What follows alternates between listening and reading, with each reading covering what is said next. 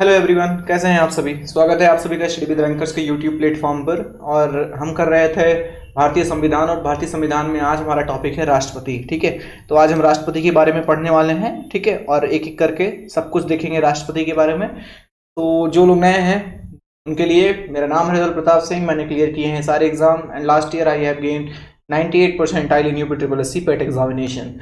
राष्ट्रपति के बारे में शुरुआत करते हैं। राष्ट्रपति का वर्णन भारतीय संविधान के भाग 5 में अनुच्छेद 52 से लेकर के अनुच्छेद 62 तक मिलता है। देखिए, जो कहीं कहीं पे आपको 52 से 78 की बात की जाती है, तो 52 से 78 तक राष्ट्रपति का वर्णन नहीं है। एक्चुअली वो जो संघ की कार्यपालिका है उसका वर्णन है, और संघ की कार्यपालिका में आपका राष्ट्रपति भी आता है, उपराष्ट्रपति भी आता है, प्रधानमंत्री भी आता है, मंत्रिमंडल में भी आता है, और महान्यायवादी भी आता है। तो ये नहीं है। अगर हम सिर्फ राष्ट्रपति की बात करेंगे तो हम कहां से कहां तक, अनुच्छेद 52 से लेकर के अनुच्छेद 62 तक। ठीक है, ओके। और राष्ट्रपति क्या है, भारतीय संघ की कार्यपालिका का प्रधान होता है। ठीक है, कार्यपालिका का प्रधान होता है, सुप्रीम होता है। लेकिन आप सबको पता होगा कि एक बस औपचारिक प्रधान होता है, सारे डिसीजंस जो होते हैं वो लेता कोई और है। बस राष्ट्रपति क्या करता है, उसे बेसिकली है ना साइन करता है, बाकी कुछ इसका रोल होता नहीं है राष्ट्रपति का। ठीक है, मतलब कई सारे डिसीजंस ऐसे हैं, वो ऐसा नहीं है कि बिल्कुल से कोई है, कुछ भी नहीं है। लेकिन आप भी जानते हैं कि ये केवल नाम के हैं, सुप्रीम नाम के प्रधान है, औपचारिकता मात्र रहती है इनकी। ठीक है, राष्ट्रपति की बात करें तो ये भारत का प्रथम नागरिक होता है। अच्छा, आपका एक होमवर्क है। होमवर्क क्या है? होमवर्क ये है कि आप कमेंट सेक्शन में क्या करोगे, कमेंट सेक्शन में अभी के जो राष्ट्रपति हैं, भारत के का जो राष्ट्रपति हैं अभी, उनका नाम, ठीक है, उनका नाम आपको कमेंट सेक्शन में मेंशन करना है। ठीक है, उसके बाद वो कौन से स्टेट से बिलोंग करते हैं, उसके बाद वो कौन से ट्राइबल ग्रुप से बिलोंग करती हैं। ठीक है, ट्राइबल ग्रुप, उनका ट्राइबल ग्रुप कौन सा है, बहुत इंपॉर्टेंट है। अभी रिसेंट की बात है, रिसेंट में अपॉइंटमेंट हुआ है, तो ये आपके एग्जाम में डायरेक्टली क्वेश्चन यहाँ से पूछा जा सकता है, इसीलिए ये इंपॉर्टेंट हो जाता है। ओके, तो आपको ये सारे काम करने हैं, तुरंत के तुरंत कमेंट सेक्शन में रिप्लाई करिए। ओके, देखिए 1976-42वें संविधान संशोधन जब हुआ, उसके पहले राष्ट्रपति को केंद्रीय मंत्रिमंडल की सलाह मानने को बाध्य नहीं था। लेकिन इस संशोधन के बाद उसको बाध्य कर दिया गया कि वो केंद्रीय मंत्रिमंडल की सलाह उसको मानना ही पड़ेगा। ठीक है, वो किसी भी कंडीशन में सलाह जो है उसको माना नहीं कर सकता, सलाह आपको मानना ही पड़ेगा, जो राष्ट्रपति है उसको। ठीक है, ओके, चलिए आगे देखते हैं राष्ट्रपति के बारे में। सबसे पहले योग्यताएं, अगर राष्ट्रपति बनना है तो क्या क्या योग्यताएं होनी चाहिए। तो संविधान का अनुच्छेद 58 में के अनुसार अगर कोई व्यक्ति राष्ट्रपति होने योग्य तब हो जाता है जब वो, सबसे पहली कंडीशन, भारत का नागरिक होना चाहिए। दूसरा, 35 वर्ष की आयु पूरी कर चुका हो। तीसरा, लोकसभा का जो सदस्य है उसका निर्वाचन, लोकसभा का सदस्य वो बन सकता हो, इतनी योग्यता उसके अंदर हो। और चुनाव के समय लाभ का पद धारण न करता हो। ये राष्ट्रपति बनने के लिए योग्यताएं होती हैं। ठीक है, अब आते हैं, सॉरी, ये समता और समानता का अधिकार नहीं होगा। ठीक है, एक मिनट मैं इसको कैंसिल करता हूं। यहां पे होगा, यहां पे होना चाहिए निर्वाचन प्रक्रिया, राष्ट्रपति का निर्वाचन। ठीक है, यहां निर्वाचन होगा इसके प्लेस पे। ओके, तो इसको रिप्लेस कर लीजिए। ठीक है, तो अनुच्छेद 54 और 55, अनुच्छेद आर्टिकल 54 और 55 भारतीय संविधान के, उसमें राष्ट्रपति पद की जो निर्वाचन प्रक्रिया है उसके बारे में लिखा गया है। और कौन, निर्वाचन प्रक्रिया का क्या नाम है। डायरेक्टली ये क्वेश्चन पूछा जाता है कि राष्ट्रपति का जो निर्वाचन होता है वो किस जो है, कौन सी प्रक्रिया के आधार पर होता है। तो उसका नाम है अनुपातिक प्रतिनिधित्व की एकल संक्रमणीय प्रणाली। इतना बड़ा नाम है। ठीक है, थोड़ा बहुत भी अगर आपके माइंड में आ रह गया ये तो स्ट्राइक कर जाएगा ऑप्शन देखने के बाद। डायरेक्टली क्वेश्चन पूछे गए हैं, कई बार पूछे गए हैं, सीडीएस के एग्जाम में इवन पूछा गया है कि राष्ट्रपति की जो निर्वाचन प्रक्रिया है वो किस प्रणाली पे बेस्ड है। ठीक है, तो सबसे पहले तो ये याद रख लेना। उसके बाद जो राष्ट्रपति पद के नाम का जो प्रस्ताव है और उसका जो अनुमोदन है वो कम से कम 50-50 निर्वाचकों द्वारा किया जाना चाहिए, ये है। और भारत का राष्ट्रपति जो है वो कैसे चुना जाता है, वो अप्रत्यक्ष रूप से चुना जाता है। मतलब जैसे आप क्या देखते हैं, आप जो आपके गांव के प्रधान होते हैं आप उनको डायरेक्टली वोट करते हैं, तो वो प्रत्यक्ष चुनाव हो गया। अप्रत्यक्ष मतलब क्या होता है कि जैसे आपका ब्लॉक प्रमुख का चुनाव होता है। ठीक है, आप क्या करते हो, बीडीसी इलेक्ट कर देते हो, बीडीसी चुन लेते हो और बीडीसी जाकर के वोट करते हैं। ठीक है, तो वो अप्रत्यक्ष चुनाव होता है। ओके, तो ये अप्रत्यक्ष रूप से एक निर्वाचक मंडल द्वारा चुना जाता है, जिसमें राष्ट्रपति के चुनाव में संसद के दोनों सदन यानी लोकसभा और राज्यसभा के निर्वाचित सदस्य के साथ साथ जो राज्य विधानसभा है और संघीय क्षेत्रों की विधानसभा है यानी यूनियन टेरिटरी उनकी विधानसभा है उसके निर्वाचित सदस्य भाग लेते हैं। निर्वाचित सदस्य, ध्यान दीजिएगा, ये निर्वाचित सदस्य भाग लेते हैं, नॉमिनेटिंग मेंबर्स भाग नहीं लेते हैं, ध्यान रखिएगा इसको, ठीक है, ओके। और राष्ट्रपति चुनाव का जो भी विवाद होता है वो देखता कौन है, वो उच्चतम न्यायालय के अंदर में देखा जाता है, ठीक है। वो इसकी जो कोई अगर विवाद हो गया तो उसकी जो है सुनवाई कहाँ पे होती है, उच्चतम न्यायालय के अंदर होता है, ठीक है। अनुच्छेद 60 के अंदर राष्ट्रपति के शपथ के बारे में बात की गई है, जिसमें बताया गया है कि जो भारत के राष्ट्रपति है, भारत का जो राष्ट्रपति है उसको शपथ कौन दिलाएगा, उसको भारत का चीफ जस्टिस शपथ दिलाते हैं या फिर कोई वरिष्ठतम न्यायाधीश। अगर मान लीजिए CJI chief justice of India अनुपस्थित है किसी कारणवश, तो जो वरिष्ठतम न्यायाधीश है कौन, कहाँ का, सर्वोच्च न्यायालय का, ठीक है, वो शपथ दिलाएगा राष्ट्रपति को। तो ध्यान, ये इंपॉर्टेंट है, जो राष्ट्रपति की शपथ की बात की गई है वो अनुच्छेद 60 के अंदर की गई है। अब आ जाइए महाभियोग, क्या होता है महाभियोग। देखिए, राष्ट्रपति क्योंकि अब सुप्रीम है, उसको हटाना, अगर मान लीजिए कुछ वो ऐसा काम करता है कि जो क्या है, संविधान का उल्लंघन हो रहा है जिसमें, ठीक है, जो उचित नहीं है, तो उसको हटाया कैसे जाए। अनुच्छेद 61 में उसको हटाने की प्रक्रिया का जिक्र किया गया है, जिसको बोलते हैं महाभियोग। अब महाभियोग आप पूछेंगे सर महाभियोग क्या होता है, ठीक है, तो सिंपली ऐसे समझिए, राष्ट्रपति को उसके पद से हटाए जाने की प्रक्रिया को महाभियोग कहते हैं। और महाभियोग में बेसिकली होता क्या है कि एक वोटिंग होती है, ठीक है, किसी, और हाँ, ये किसी भी जो है संसद के दोनों सदनों में से किसी एक सदन में लाया जा सकता है, चाहे राज्यसभा में महाभियोग ला दीजिए या फिर आप ला दीजिए कहाँ पे, महाभियोग कहाँ पे ला दीजिए, लोकसभा के अंदर ला दीजिए, ठीक है। तो कहीं पे भी आप महाभियोग की जो प्रक्रिया है वो शुरुआत की जा सकती है। और महाभियोग लगता कैसे है, देखिए, जो वहाँ पे प्रेजेंट होते हैं उनसे वोटिंग कराई जाती है, अगर वो दोनों सदनों में पास होता है तो फिर वहाँ पे महाभियोग लग जाता है। महाभियोग लगने के बाद क्या होता है, उसको उसके पद से हटा दिया जाता है।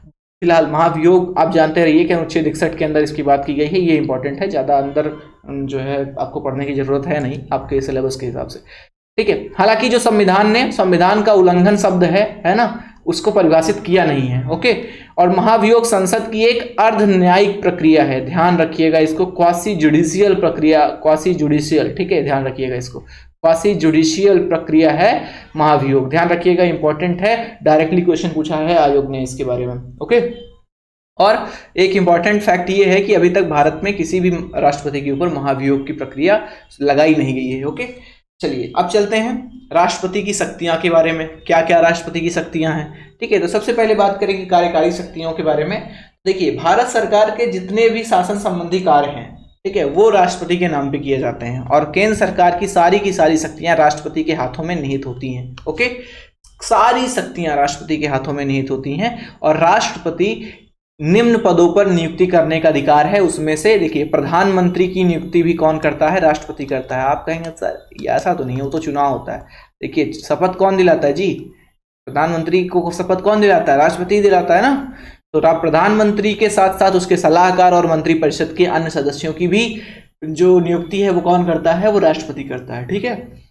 सर्वोच्च और उच्च न्यायालय, ध्यान दीजिएगा, उच्च न्यायालय के जो मुख्य न्यायाधीश हैं उनकी भी नियुक्ति कौन करता है, राष्ट्रपति करता है। लेकिन राष्ट्रपति मतलब दादाजी, उनकी नियुक्ति भी दादाजी करते हैं। आप ध्यान दीजिएगा, उच्च न्यायालय को कभी कभी क्या होता है, लोग चाचा जी कहने लगते हैं। चाचा जी मतलब कौन, गवर्नर, कहते हैं गवर्नर साहब करते हैं नियुक्ति। ना भैया, गवर्नर साहब बिल्कुल नहीं करते हैं, ठीक है। नियुक्ति कौन करता है, दादाजी करते हैं, उच्च न्यायालय के भी मुख्य न्यायाधीश की।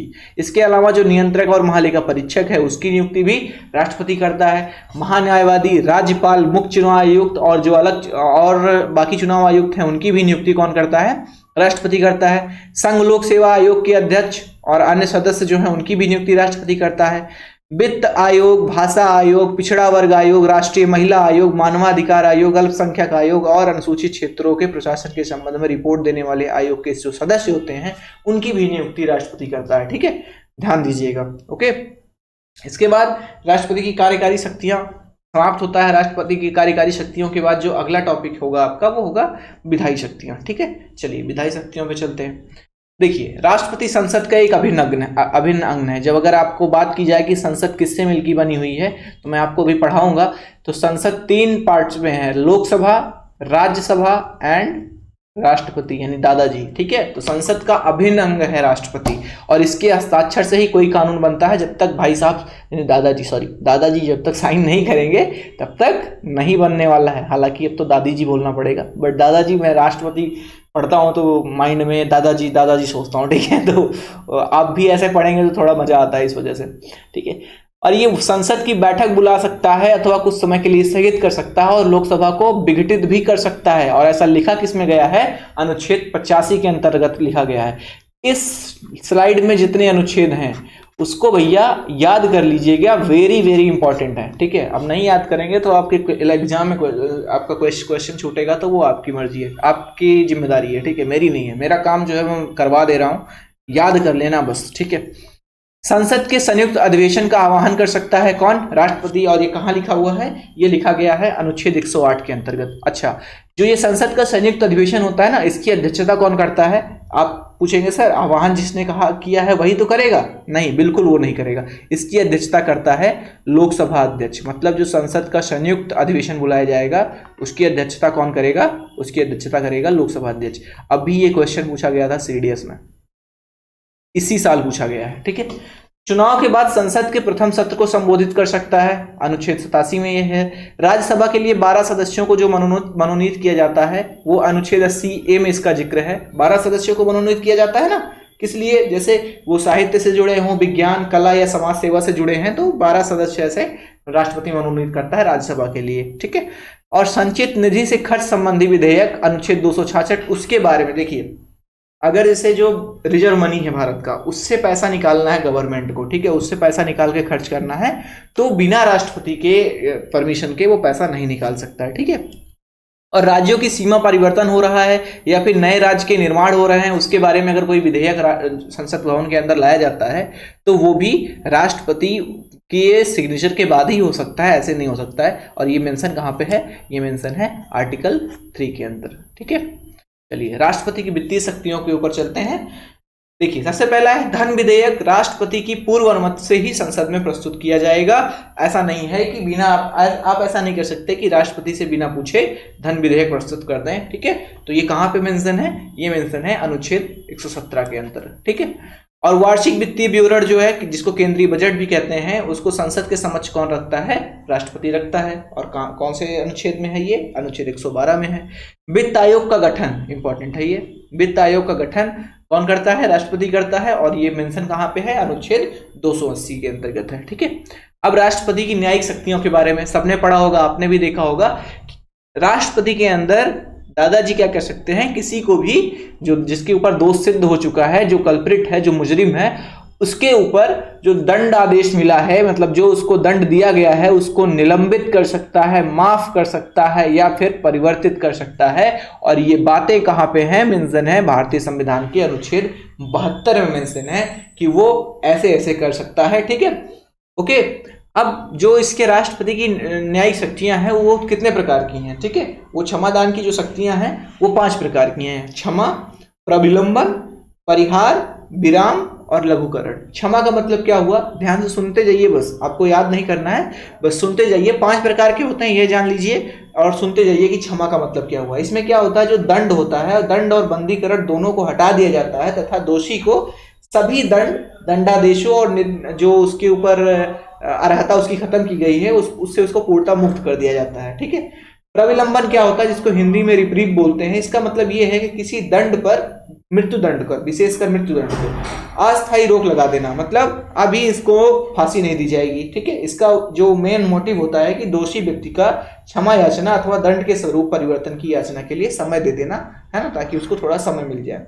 तीसरा परिहार, जिसको रिमिशन बोलते हैं। इसका मतलब होता है कि दंड की प्रकृति में जो परिवर्तन है, जो दंड की प्रकृति है उसमें कोई परिवर्तन न किया जाए और उसकी अवधि को कम कर दिया जाए। मतलब अगर 15 साल की सजा मिली है तो उसको कम करके 5 साल, 10 साल, मतलब कुछ भी कम कर दिया जाए, ठीक है। तो अगर हाँ ठीक है, ऐसे यही होता है परिहार, रेमिशन। विराम क्या होता है? जिसको इंग्लिश में रेस्पाइट बोलते हैं। इसका मतलब है कि किसी दोषी को जो मूल रूप में दी गई सजा है उसको किसी विशेष परिस्थिति में कम कर देना। जैसे मान लीजिए कि कोई एक विकलांग आदमी है, उसने किसी का मर्डर कर दिया, ठीक है, उसको सजा हो गई। तो राष्ट्रपति क्या कर सकता है? अपना विवेकाधिकार है उसका कि वो अपने विवेक का प्रयोग करके क्या कहेगा कि क्योंकि शारीरिक अपंगता है, वो दिव्यांग है, तो उसको क्या किया जाए, उसकी जो उसका दंड का मूल रूप है उसको कम कर दिया जाए। ठीक है, लघुकरण जिसको बोलते हैं कम्यूटेशन, इसका मतलब क्या है कि दंड के स्वरूप को बदलकर कम कर देना। ठीक है, जैसे मृत्युदंड का जो, क्योंकि मृत्युदंड क्या है, मृत्युदंड आपका सबसे आगे है, सबसे नंबर 1 पे अगर दंड के मामले में देखा जाए तो उसको क्या कर देना, उसको कम करके कठोर कारावास में परिवर्तित करना। ठीक है, ओके, तो ये है आपका राष्ट्रपति की न्यायिक शक्तियां। चलते हैं आगे राष्ट्रपति की आपातकालीन शक्तियों पे, और ये मोस्ट इंपॉर्टेंट भैया, याद रख लीजिएगा। याद रख लेंगे तो अच्छी बात है, नहीं याद रखेंगे तो ठीक है, एग्जाम के दिन बैठ करके मैं याद आऊंगा आपको। ओके तो राष्ट्रपति बेसिकली 3 परिस्थितियों में आपातकाल की घोषणा कर सकता है। एक तो राष्ट्रीय आपातकाल, एक राष्ट्रपति शासन, और तीसरा वित्तीय आपातकाल। ध्यान रखिएगा अनुच्छेद 352, 356 और 360 3 आर्टिकल हैं, ये मोस्ट इंपॉर्टेंट हैं, कई सारे एग्जाम्स में लगातार पूछा गया है। ठीक है, तो याद रख लीजिएगा इसको। 3 परिस्थितियों में इमरजेंसी लगा सकता है राष्ट्रपति, एक राष्ट्रीय आपातकाल, दूसरा राष्ट्रपति शासन, तीसरा वित्तीय आपातकाल। अच्छा, मैं आपको एक चीज और बता रहा हूं, आपसे एक क्वेश्चन और है। क्वेश्चन क्या है कि अभी तक भारत में कितनी इमरजेंसी लगी हैं, कितने आपातकाल लग चुके हैं अभी तक, आप कमेंट सेक्शन में बताइए। ठीक है, कितनी इमरजेंसी लग चुकी है भारत के अंदर। ठीक है, चलिए, तो ये राष्ट्रपति की आपातकालीन शक्तियां हो गई। आपको याद क्या क्या करना है, अनुच्छेद 352, अनुच्छेद 356 और 360। ठीक है, सबसे पहले नेशनल इमरजेंसी, उसके बाद आएगा क्या, राष्ट्रपति शासन, और फिर लास्ट में आएगा क्या, वित्तीय इमरजेंसी। ठीक है, अब देखिए राष्ट्रपति की सैन्य शक्तियां, सबसे पहले वो भारत का सर्वोच्च सेनापति होता है। ठीक है, जो कमांडर होगा, सुप्रीम कमांडर, वो कौन है, भारत का राष्ट्रपति है, अनुच्छेद 53। और युद्ध होगा या उसकी समाप्ति की घोषणा कौन करता है, घोषणा करता ही नहीं है, ये है, ठीक है, करता है, परंतु यह संसद की अनुमति के अनुसार होता है। ठीक है, वो अलग बात है, लेकिन घोषणा कौन करता है, राष्ट्रपति ही करता है। अब देखिए राष्ट्रपति के पास 3 प्रकार की शक्तियां हैं, जिसको बोलते हैं वीटो शक्ति। ठीक है, और वीटो शक्ति में 3 वीटो शक्तियां हैं, एक आत्यंतिक वीटो, एक निलंबनकारी वीटो और एक पॉकेट वीटो। ये कब कब लगाते हैं, 3 प्रकार की वीटो शक्तियां हैं, ये ध्यान रखिएगा कब कब लगाते हैं, मैं बता रहा हूं, ध्यान से सुन लीजिए बस। ठीक है, तो सबसे पहले पढ़ते हैं आत्यांतिक वीटो के बारे में, ध्यान से सुनिएगा थोड़ा।